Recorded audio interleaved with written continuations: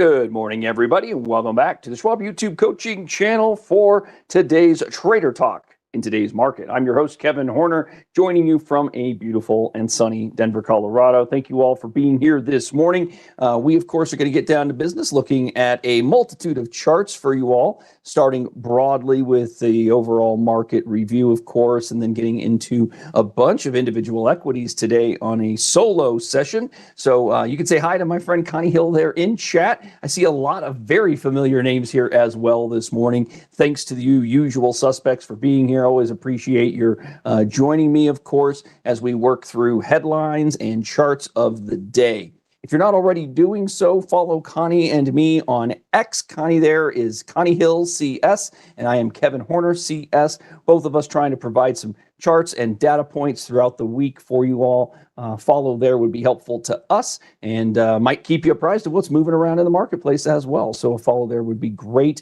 Of course, we'd love to make sure that you're subscribed to the Schwab YouTube channel here, the Trader Talks page as well. So make sure you are subscribed and have it bookmarked, ready to go. And you know where we're going to be for you, what shows we're hosting each day for all of you. So with that, let's get to our disclosures and then we'll get to our charts as always. So please do remember that our conversation here is exclusively informational and educational. We do not make recommendations nor endorsements for a specific approach to trading the market. But here in this class, we do talk technical analysis quite a bit, of course. We discuss concepts and strategies traders may choose to employ in their own process. What we're trying to do here is just offer you the insights of what technical analysis might mean, probabilities that technical analysis can aid us with.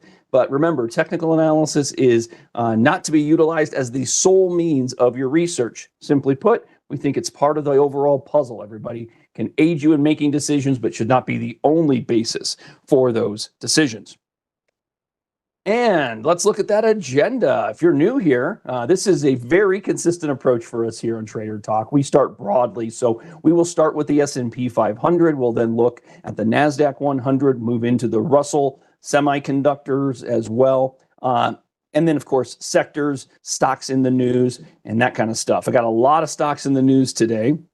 Would like to utilize some of those stocks in the news for potential example trades as well. So may have an opportunity to highlight both the trade concept that we could incorporate based on some of these news headlines. We could also obviously learn something if you're new to utilizing the Thinkorswim desktop application, which we utilize almost exclusively here in Trader Talk. So with that, let's get to the look at the S&P 500. We continue, everybody, to maintain this upper range of price action. Now, it is true that we have once more pushed into 6,100. We're now at 6,112. Not a negative by any stretch, but we are approaching those all-time highs at 6,147. And of course, the same thing that we've been talking about for some time.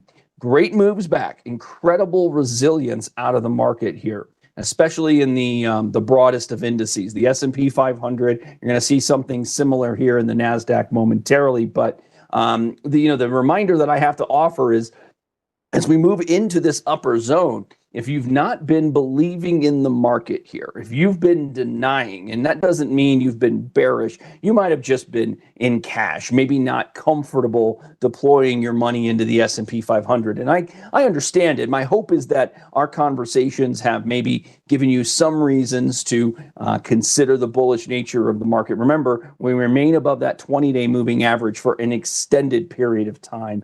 And if you're a trend trader, it is that type of consistency and detail that you want to lean into. That's following the trend, sticking with what is working. And again, while it is getting a little lengthy here, we are now looking at, with today's action, the 45 consecutive days over the 20-day moving average. And if we take this to where we are right now at about 61.15 or so, yeah, we're up better than 14% on that rally just since we recaptured the 20-day. So as always, when you're thinking about this as it relates to that 20-day moving average, which from the sell-off was basically resistance for us along the way, right? It's pretty clear. We got instances of into the 20-day moving average before rolling over further. But once we got above it, wanted to duplicate that. Once we got back above it right here, that's when what was resistance became support. And so now that it's been support, so many traders are just going to keep their fingers on the trigger, so to speak, not taking action until something different happens. So what are they waiting for? Those traders are waiting for a close under that 20-day moving average. Haven't had it yet. Yes, we've had some deviations. We've had some intraday price action below it. But each day where that has occurred, we have seen buyers step in and support the S&P 500 here. So the problem that I can see here is if you've been uncomfortable deploying money, my challenge to you now is to kind of stay to that process if you've been denying this rally. And the reason I say that is the risk now is that we don't actually break through, that we don't get new highs, that we don't carry those new highs in a new trend. Now remember, one of the key components from a technical analysis stance is that when you get out of or break through a range of significant resistance, many traders would tell you that you can start or continue trending in the direction that you came into it. So in this case, the belief would be that a potential breakout could mean the 20-day moving average continues to provide support for you along the way. The trouble is that right now, if our upside, let's say we get rejected at 61.50, well, that means our upside is about 35 points and our downside is about 115, 6,000. Look at where our 20-day moving average is. We're just now at 6,000 on that. That means you're taking on a 35-point upside for what could be 115 points of downside to find support. And it's not to suggest that the 20-day has to hold thereafter. So the biggest concern would be a rally into 61.50 that fails, rolls over, breaks the 20-day, and now that trend that had been so beautiful for the last 45 sessions is suddenly not so beautiful, and you've broken a short-term trend, and maybe now you're entering a different pattern altogether. And so, yeah, it is at risk. See ya? Absolutely. We may hit resistance there at those all-time highs. We might even make all-time intraday highs. We could even close at a new high, and it may not be sufficient. So I'm only bringing this up because I want to encourage traders to be thoughtful, right? Know how you want to act. I say that frequently. I'm sure many of you are tired of me banging that drum, but ultimately, having a thesis, knowing how you're going to act when you get to these price levels, not assuming anything, right? We can't assume any approach with the market. What we need to do is layer multiple theses so that we know how we want to act when one of these scenarios plays out. And you have to then give yourself a multitude of those scenarios, right? One of them is a rally into resistance and failure. Another is a rally into resistance and a breakout. Terrific. We'd love that if we're bulls. One of them might be a rally into resistance that then fades and needs consolidation before then breaking out, right? So the conversation we have here, my hope is that it continues to encourage you to lay these thoughts out, to give yourself some approach that will be easy in the moment for you to make a decision whether to deploy new money because the breakout's doing what you thought it was, or to start building cash and pulling position size down because you're uncomfortable with what you're seeing, okay? Now, ultimately, as we talk here all the time, that's what technical analysis is, right? It's a lot of if-then statements. We know that technicals are not necessarily predictive in nature, but they do help us set our risk properly. And so that's why I'm giving you the view here today. We are, if you're new with money to the market and to the S&P, you might be a little inverted on your risk versus reward. But if you've been invested all this time,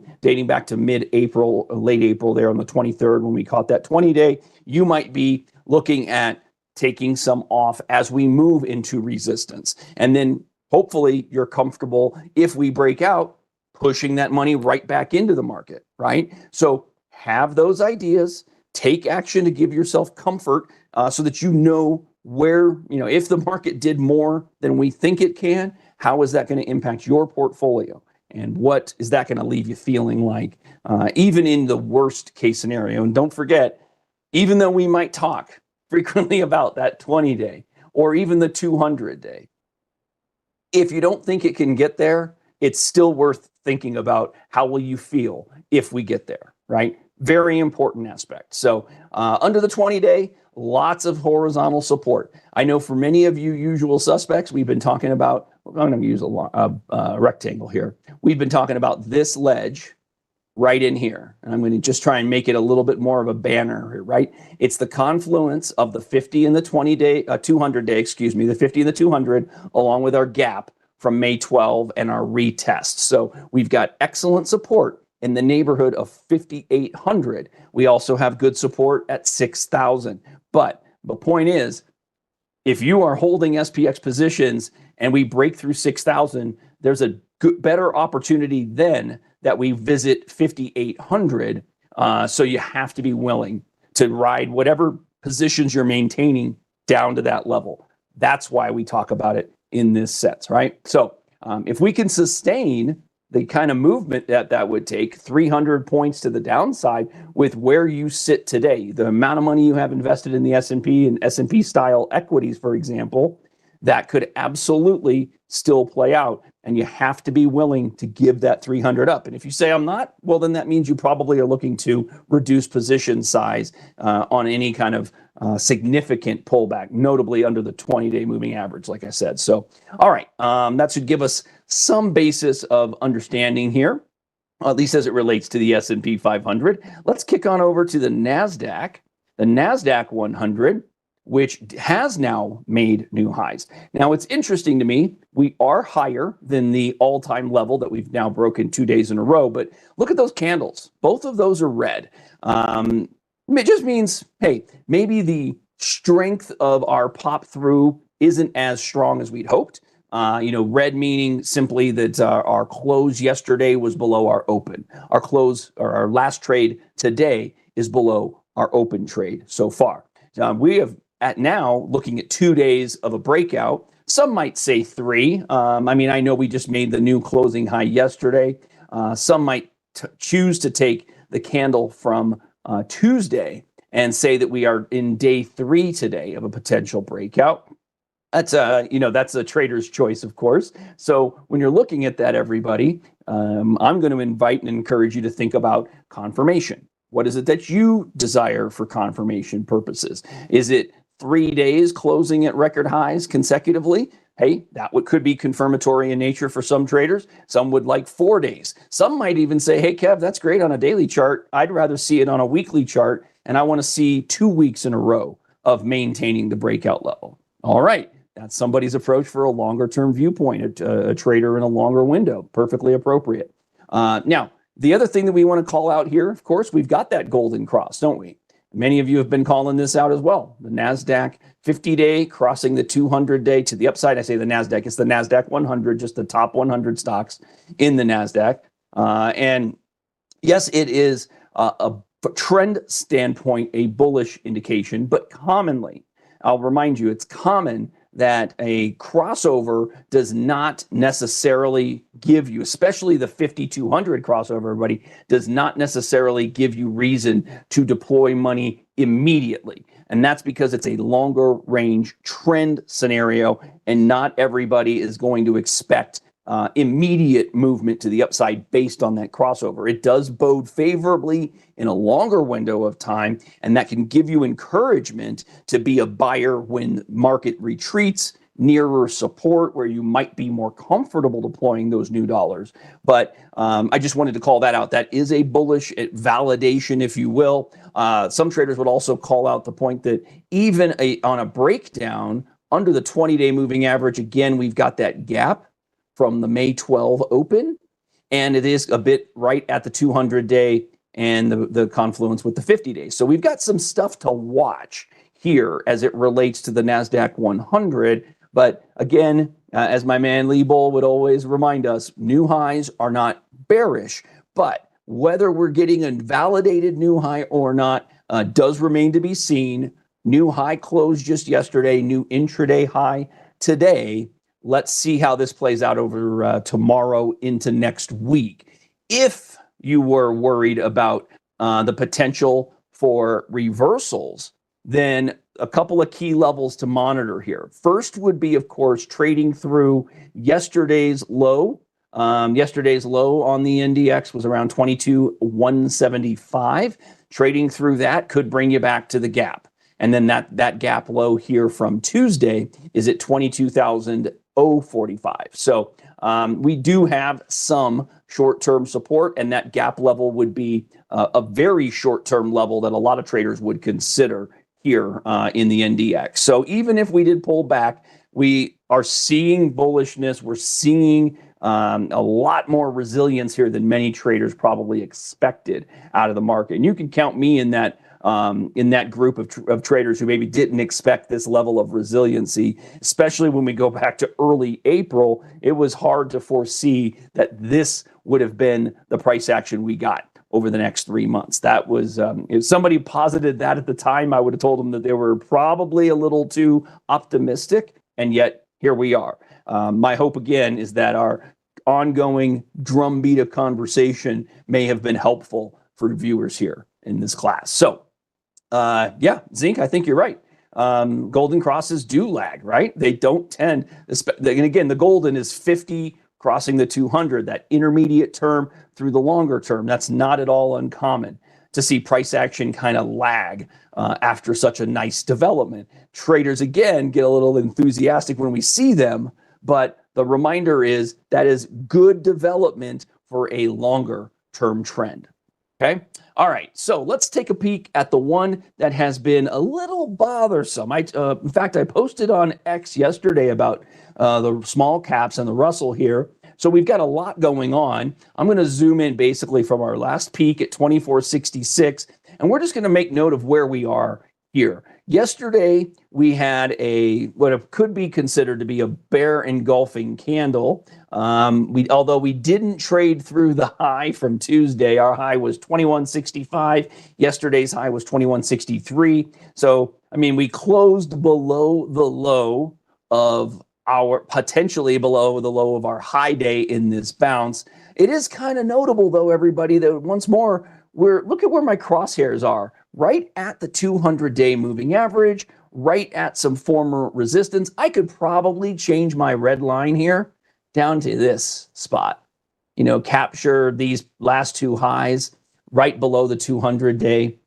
So we're a little bit mired below it, having not broken out through the 200-day just yet. But this is an important spot, because a move through the 200-day in the Russell would be a wonderful development for the broader indices, of course, because small caps getting some semblance of leadership here would be optimistic and give a little bit of a potential boost to the overall market. I think that would be positive. We can see that the 20-day has been again held. We had that one single day where we were below it by a pretty good amount, and yet this day we closed above the 20-day. So again, a validating test of support as we did that, everybody.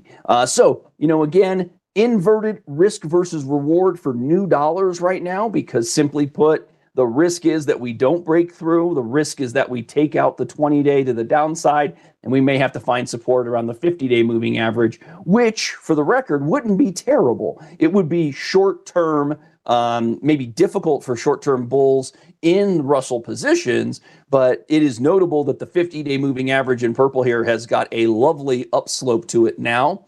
We are catching up to areas of former resistance, now potential support. Ultimately, we want to see it really get that 50-day up to that 2110. Remember the importance of 2110, everybody. If you've been in this show dating back quite a few years, for example, we have been talking about 2110. That's right at my green line here.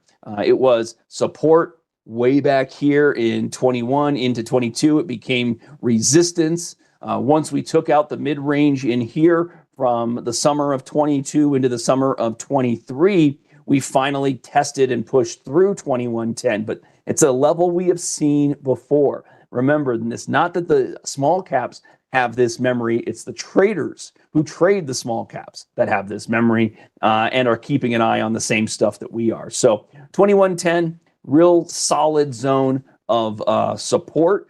That doesn't mean it has to hold, but it's a reminder that a break through that could be difficult to sustain. Looks like we just got a survey opportunity, everybody. I'm going to remind you that those are wonderful ways to let me know what it is you might like to see in Trader Talk, particularly on our solo days when I've got a little bit more freedom for all of you. So take a minute and click that link. It's going to open in a browser window right next to this one, and you can get to it post-show. 2 questions is all we're interested in. You can provide me some comments and questions of your own if you would like, but ultimately a score and any additional comments would be great.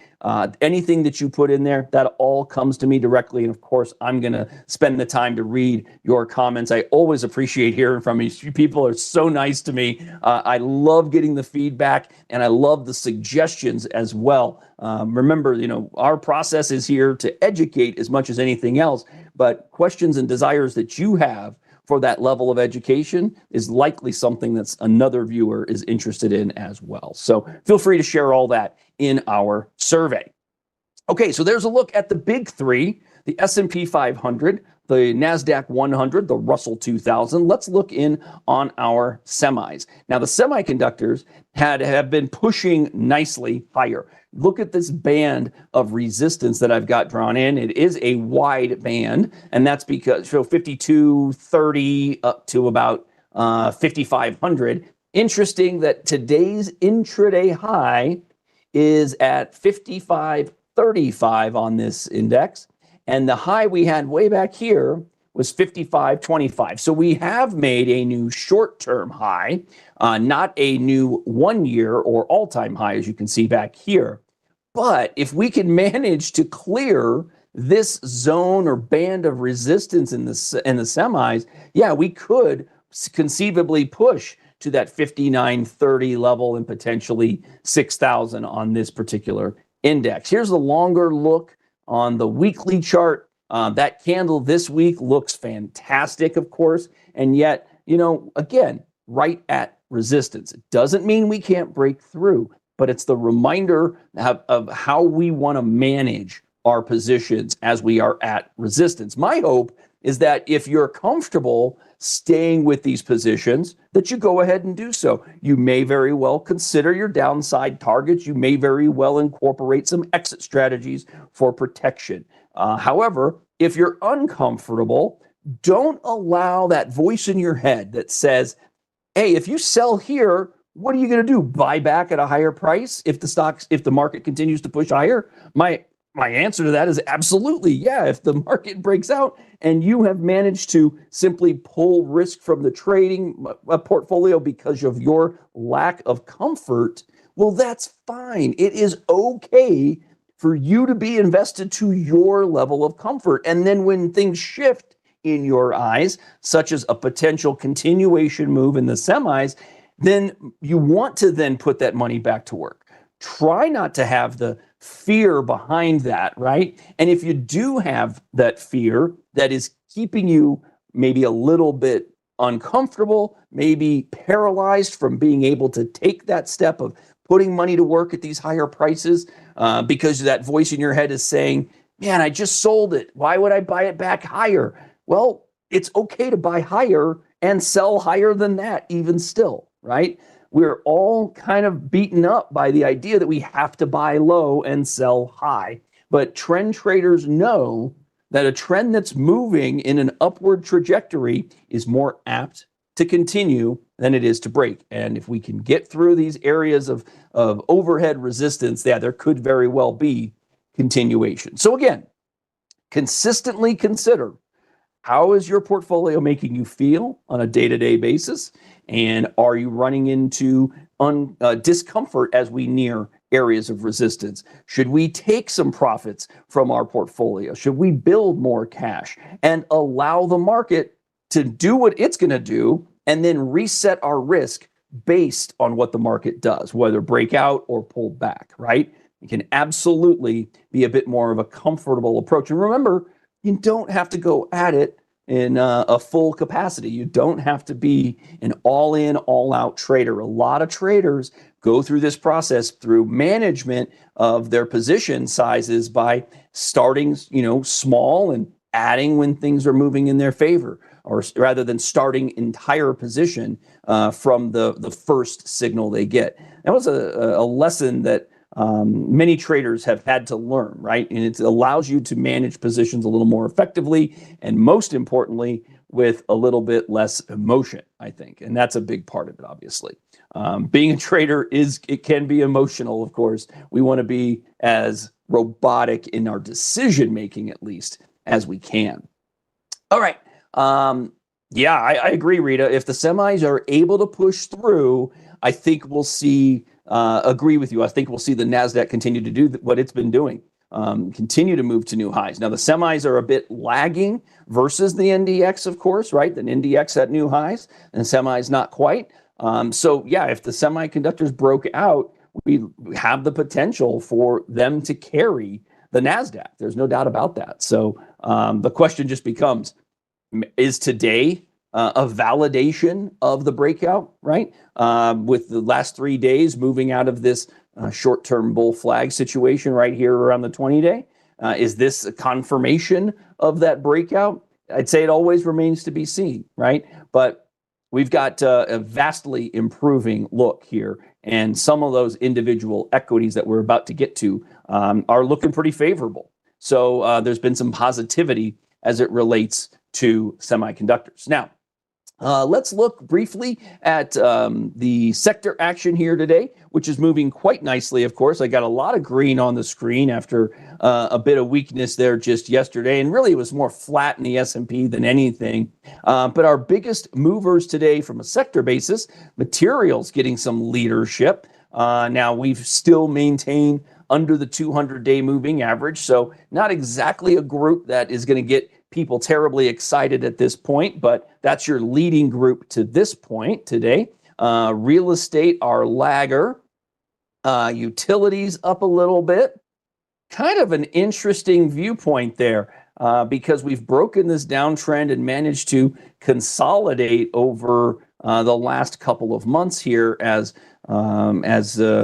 rates have kind of settled a little bit, and we're seeing yields falling here today. So if yields continue moving lower, I don't think many traders are going to be surprised to see a little bit of buoyancy in the utilities. Now, we, of course, don't like to see leadership from utilities as an example. We want leadership from our a bit more enthusiastic spaces, right? Your info tech, your communications, your discretionary, etc.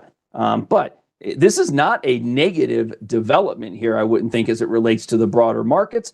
This might be why we're seeing the Russell get a little bit of a bounce and lift today. If the yields can continue to fall, if we can get down into the last level of support that we'd created here about a month and a half ago, it looks like, this could continue to be optimistic for the broader indices and the Russell as well. And, a move down to 4.1 could mean a breakout in the Russell. So maybe keeping an eye on these two together makes a little bit of sense. Energy has been, of course, under pressure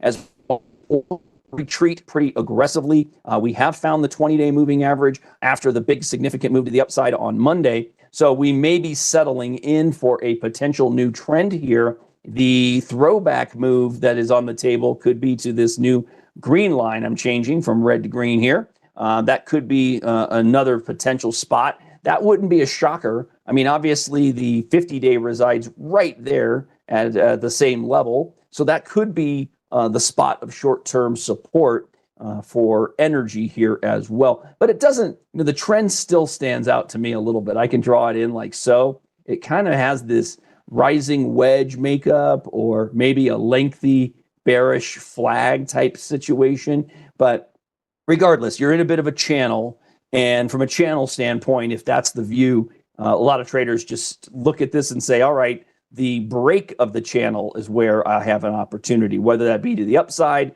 and the potential to push to resistance, or to the downside and the potential to test recent lows.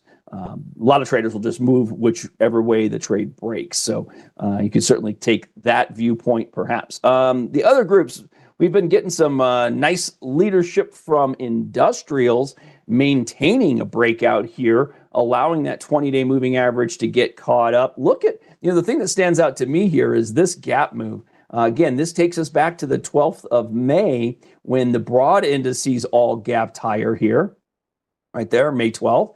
And the big difference is that, to me, we're seeing the industrials continue to make new highs, or at least dabble in the upper portion of that range, where our initial gap from the S&P, it took us to new highs, or took us into the area of potential new highs, and did so on the NASDAQ as well. But this is a much higher gap than we'd seen relative to previous price action. So industrials continuing to provide some leadership here and have really gone just mostly sideways. Yes, we've made new short-term highs, but look at that RSI just kind of hanging out. Now, it doesn't mean it's terrible by any stretch. We actually have seen retreats to the 50 line. We know that the 50 line can be supportive from the RSI standpoint here. So this does not look bad at all. We wouldn't say that. We would say that new high this week in industrials remains a bullish viewpoint, but support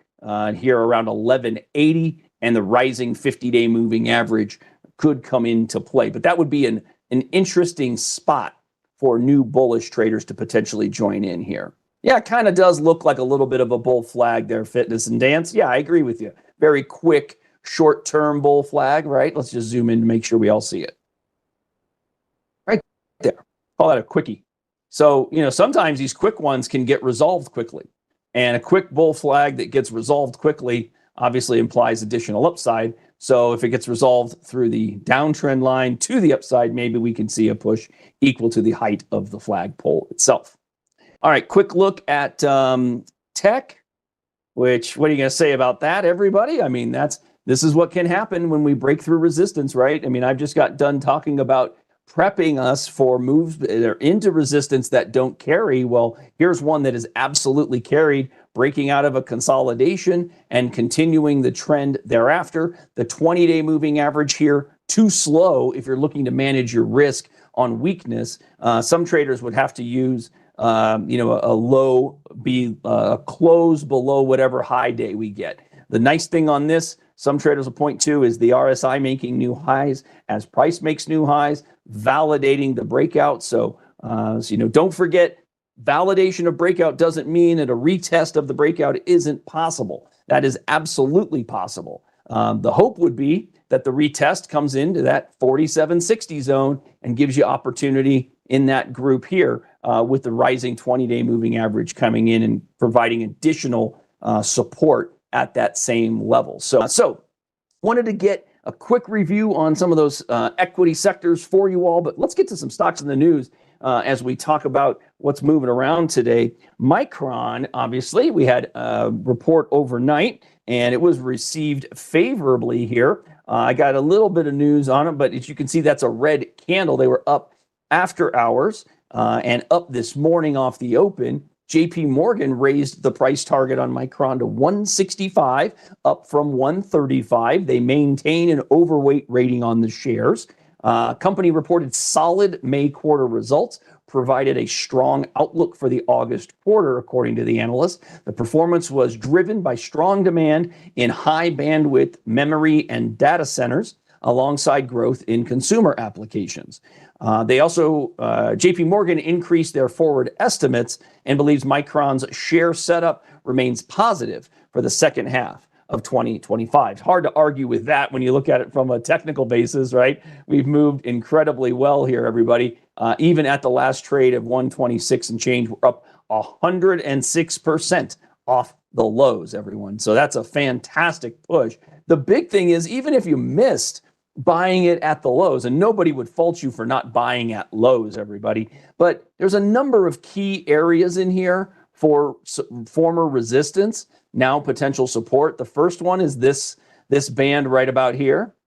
So we hit our head on it a couple of different times, right? 1, 2, 3, retreat. We've also failed at the 200-day a number of periods here. And if you were simply saying, that the failures at the 200-day are such that a break and clear of the 200-day should put you into the trade, well, then it would have been likely that this day right here, this big, beautiful green candle, was an excellent indication of an opportunity to go long in Micron at that time. A couple of things that were working for you when that occurred. Again, the 20-day moving average upsloping, the 20-day crossing the 200 to the upside with that, and breaking out a validation of a breakout through the 200 after this consolidation. I mean, we basically we're above it, we're below it, we're above it, we're below it. But 2 weeks of maintaining that breakout level was kind of instructive on Micron here. And now we are also getting, and some of you may have already noticed, that's getting the golden cross as well.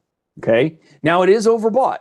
Okay. So not everybody's going to be enthusiastic about buying Micron here. The move has been great. But again, that golden cross does not imply immediate upside opportunity. If you're using the RSI, everybody, you're looking as a sell signal. You want to see it below the 70 line, and some traders on a move below the 70 line would be a portion where a spot where they would actually reduce position size or take profits. Not necessarily exit everything, but expect that a strong rally that we've seen here would be getting a little bit of a breather on a pullback in the RSI under the 70 line.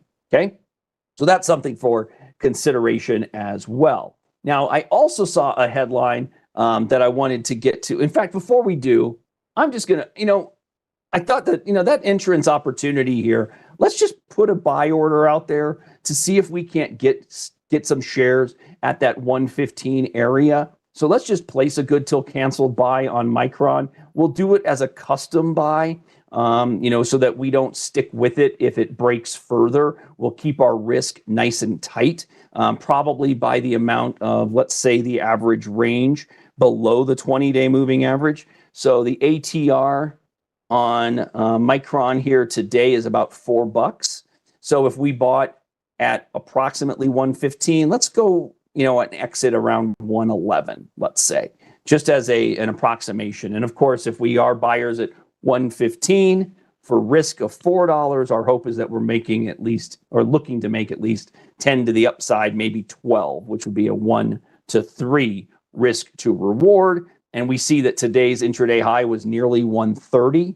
So if in theory we thought we could be a buyer at 115 and get back to 130, we'd be looking to risk about 4 points to maybe make 15. That could fit quite well from a risk reward standpoint. So let's go ahead and just do a quick buy custom with stop so that we're working to protect our downside.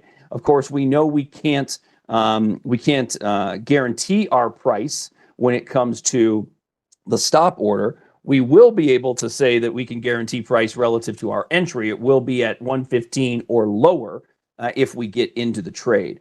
We will put our stop at 111, but again, I'll remind us that with an order like this, we have gap risk. So we need to know that even though we have a stop at 111, that's a trigger only, and we have a market order to sell. So if we closed above 111 on a given day and opened the following day at 100, for example, that 100 open would trigger us, and we'd get a market order to sell thereafter, and that would be closer to 100 than it would 111. So we can't guarantee or validate any price on a traditional stop order. So let's go ahead and enter that. We're going to do it for let's do it for 100 shares. It's going to be about a $11,000 position. That's not too bad. So let's go ahead and put that in, confirm and send. So we got to buy 100. If we get down to 115, and if it falls below the 111, we've got a trigger on our traditional stop, which then becomes a market order.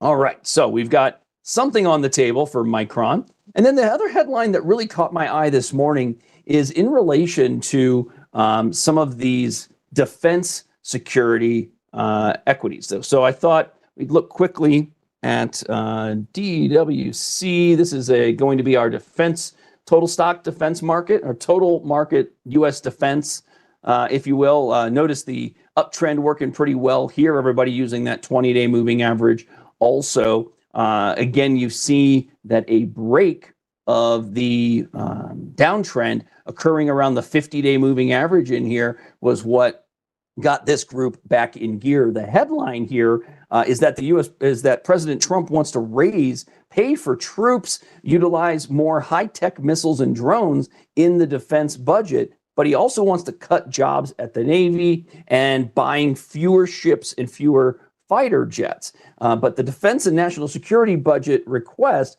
is set to $892 billion, is flat compared to this year. But I thought notably, the group itself looks favorable. That, like I said, that's a bullish uptrend working here, and we might be breaking a bit of a bull, pullback, a bull flag in here at this point, something like this. But the individual stocks in this space are kind of notable. So briefly, let's look at Lockheed. Pretty flat in here, right? Lockheed not participating in all of that upward momentum. Now, one of the reasons here is that the F-35 sole manufacturer is Lockheed Martin, and they face a reduced near-term revenue from the program on this new defense budget. So that's notable. This position being under the 200-day moving average is notable. This one is not moving fantastically here, right? It is, mired below the 200-day moving average. We've been consolidating in the midst of a recent downtrend. So this one, from an entry standpoint, looks weak if you want to be looking for opportunity in the defense space. You can absolutely do some searching internal of Schwab.com. You might consider utilizing thematics. Thematic investing is a portion available in the website, which would give you access to some of these areas of the market. That's one way to think about it. You could also, of course, go in and individually put in a symbol for an equity like Lockheed. And on the Schwab.com site, it'll give you some of the top 5 ETFs, for example, that maintain that stock in it. So if you're looking for ways to expose money to the sector, or the industry rather, of defense, aerospace, etc., that's another way to go about it. So you can absolutely dive in that way. We should also look, though, at Boeing. And I'm going to say, again, I didn't expect this to be the case, but this is still looking relatively bullish. We have got a price action in the last 2 weeks below the 20-day moving average, but we are seeing some horizontal support coincident with the 50-day here. So this is a little bit notable. We are also getting a bounce in the RSI at the same time. So that's potentially giving you an opportunity as well. This would be maybe more comfortable for some traders because a buy right now means shorter term. Maybe you'd move on with a close under the 50-day moving average, and you might be looking at about $7 to $8 of downside risk for the potential to get back to approximately 219, 220, which would be maybe 18 to 20 points. So Boeing is at least looking a bit more in a bullish setup potentially there, working against the 50-day. But look at Raytheon here, RTX. What a nice move against the 20. A throwback after a recent new high to the 20-day. And if you thought that this was going to maintain like it has since about April 30th, some traders would look to deploy some money here. So why don't we start a partial position in this one, everybody, from an example standpoint, with the idea being that we can maintain the 20-day. And if we start a partial here and it drops back to the 50 approximately, which wouldn't be out of character, right? Horizontal support here, pretty clear. And the 50-day, that would provide us an area to add if we were comfortable doing so. So I think that makes a little bit of sense. Let's try a small position. Instead of the 100, we'll go with maybe 25 and see if the 20-day maintains for us, and then we can revisit this next week as well. So let's do a quick one. We'll do a buy. We will not set a stop on this at this point, but we will just do 25 at market, which will at least give us a position to check out next week. Because without a stop order or a limit order to sell, we won't have any execution between now and next week. So we'll just pick up 25 at market. So we've got some immediate exposure, and we'll see how that goes. Hopefully it maintains the 20-day and just keeps running. So with that, everybody, we are at time. I want to thank you all for joining me. I see a couple of you noted, Palantir was certainly one of those as a potential for defense as well. I know we didn't get to everything as usual on this class. It takes a little time to do that, of course, and it's a quick 45 minutes. But I want to thank you for joining me nonetheless. Thanks to Connie Hill in the chat. And, of course, thanks to all of you for sticking with me today. If you've got the minute to devote for a quick survey, click the link there and provide a score. Give me your ideas, your thoughts. I'd love to hear from you. Follow Connie and me on X. Hit that thumbs up button for me down below as well, if you don't mind. If you like today's class in particular, this is going to get reviewed and available in the archive here a little later in this morning. So your thumbs up would help us in the YouTube algorithm. So with that, I'll let you all go for the remainder of the morning, but have a great Thursday, everybody. I look forward to seeing you all again real soon.